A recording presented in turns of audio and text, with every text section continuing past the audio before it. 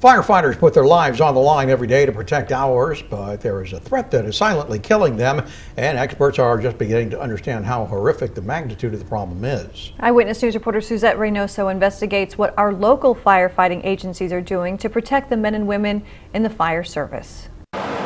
When firefighters hear this sound, they know it's time to go. And without hesitation, these men and women spring into action whenever there's an emergency. I think it's the greatest job in the world. You don't know what to be prepared for or what you're going to roll into every time that the tones go off. Whether it's dousing flames on a burning home or helping people get through a medical emergency, they are there for us when we need them the most. Generally, you're not called to work unless somebody is having a really bad day. And it could be from a life-threatening situation, hazards that could affect entire communities. And without a doubt, this job is dangerous. And there is another danger that is not seen or heard. It's no longer the threat of being injured or burned on a fire. Now we have the additional threat of dying of cancer in 10 years. Cancer.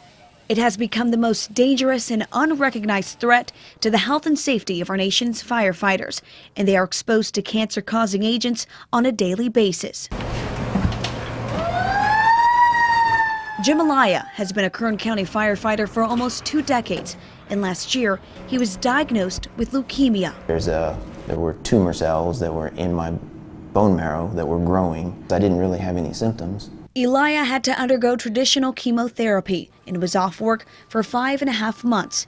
He believes he was sickened by the fumes and chemicals that he was exposed to during his almost 20 years battling fires. We're exposed to whatever's burning in those structures or cars or in dumpsters or in alleyways or out in the wildland. We're exposed to that as part of our job repetitively for years and years and years. And Elia is not alone.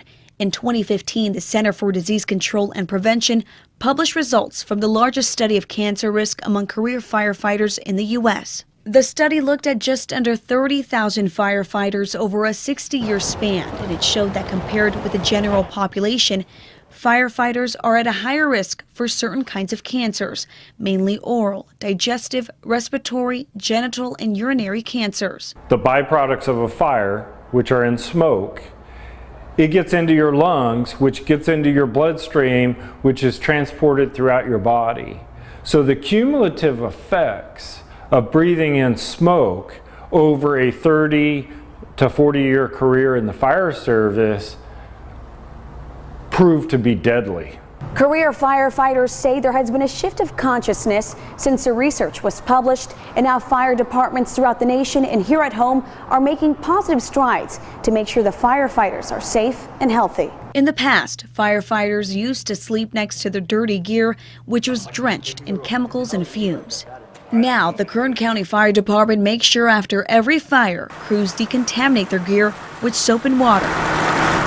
And instead of sitting in their toxic gear, they hang it up in a special compartment in their fire truck.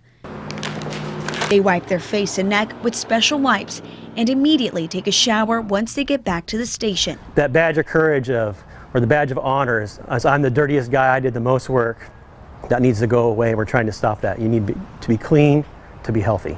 Being clean and healthy is a motto the Kern County Fire Department lives by. And for firefighter Jim Elia, he considers himself blessed to be able to live out his dream of helping the community one emergency call at a time. Part of making life fulfilling. And I feel very blessed and fortunate that I'm in the position that I'm in and I get to come back and do it. And that was Suzette Reynoso reporting.